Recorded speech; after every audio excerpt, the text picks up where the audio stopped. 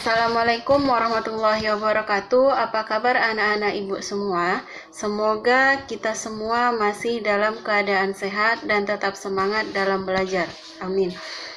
Oke, di pertemuan kedua kita kali ini kita akan membahas tentang interaksi antar negara-negara ASEAN. Sebelum kita memulai pelajaran, marilah sama-sama kita baca basmalah dan doa belajar. Berdoa dimulai. Selesai.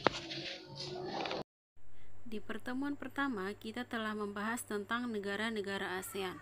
Negara-negara ASEAN terdiri dari 10 negara, yaitu Myanmar, Singapura, Indonesia, Kamboja, Thailand, Malaysia, Vietnam, Laos, Filipina, dan Brunei Darussalam.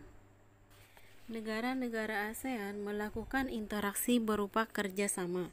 Jadi, apa yang dimaksud dengan kerjasama?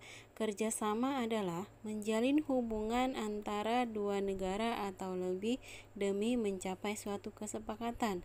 Jadi, di dalam kerjasama, interaksi pelakunya harus dua negara atau lebih. Lalu, apa pengertian interaksi antar negara? Interaksi antar negara ASEAN dapat diartikan sebagai suatu hubungan timbal balik yang melibatkan aksi dan reaksi yang terjalin di antara dua negara atau lebih di kawasan Asia Tenggara, yang didukung oleh dua faktor, yaitu adanya persamaan dan perbedaan sumber daya alam. Interaksi antar negara-negara ASEAN pasti ada faktor pendorong dan penghambatnya. Kita mulai dari faktor pendorongnya ya. Faktor pendorong dari negara-negara ASEAN yaitu adanya kesamaan dan perbedaan wilayah. Kesamaan geografis menjadikan adanya kerjasama untuk menjaga stabilitas dan keamanan negara. Yang kedua, kesamaan dan perbedaan sumber daya alam. Hasil sumber daya alam yang berbeda menjadikan adanya ekspor-impor antar negara ASEAN, sehingga kita semua saling berinteraksi dan saling membutuhkan. Sekarang kita masuk kepada faktor penghambat. Faktor penghambat yang pertama yaitu adanya perbedaan ideologi. Ideologi yang berkembang di setiap negara pasti berbeda-beda. Misalnya, peraturan di negara A dan B pasti berbeda kan? Hal ini yang menjadi penghambatnya. Jadi, dapat disimpulkan bahwa ideologi merupakan peraturan atau pedoman yang berlaku di suatu negara. Faktor penghambat yang kedua yaitu adanya konflik dan peperangan. Kondisi konflik dan peperangan dapat menghambat kerjasama. Yang ketiga yaitu kebijakan protektif. Kebijakan yang bertujuan untuk melindungi kepentingan dalam negeri dan meningkatkan daya saing. Contohnya, pemerintah tidak menerima produk impor meskipun harganya lebih murah. Kenapa? Agar pengusaha lokal dapat bersaing. Yang keempat, adanya perbedaan kepentingan di setiap negara. Nah, itu tadi yang jadi faktor pendorong dan penghambat terjadinya kerjasama antar negara-negara ASEAN. Kita lanjut ke bentuk kerjasama antar negara-negara ASEAN.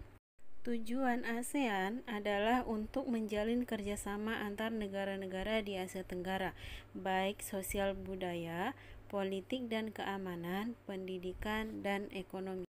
Nah, setelah itu kita akan membahas masing-masing bentuk kerjasama di bidang tersebut. Kerjasama di bidang sosial budaya, tujuannya agar tercipta kerukunan dan kemajuan bersama. Yang kedua, diselenggarakannya pesta olahraga atau yang kita kenal dengan SEA Games dan penandatanganan di bidang pariwisata atau yang dikenal dengan Tourism Agreement. Kerjasama di bidang pendidikan bertujuan untuk meningkatkan kualitas pendidikan agar berdaya saing internasional. Contoh organisasi di bidang pendidikan yaitu ASEAN Council of Teacher Convention, yaitu penawaran beasiswa Olimpiade tingkat ASEAN. Sebagai tugasmu, jawablah pertanyaan berikut. Yang pertama, sebutkan faktor pendorong terjadinya kerjasama antar negara ASEAN. Yang kedua, sebutkan bentuk kerjasama di bidang politik antar negara-negara ASEAN. Yang ketiga, menurut pendapatmu, seberapa pentingkah suatu negara melakukan kerjasama? Buat di kertas double folio, nanti dikumpul ya nak. Oke, sampai di sini pembelajaran kita hari ini. Jangan lupa materinya diulang-ulang ya nak. Marilah sama-sama kita mengucapkan hamdalah. Alhamdulillahirrabbilalamin. Wabillahi taufiq wal hidayah. Assalamualaikum warahmatullahi wabarakatuh.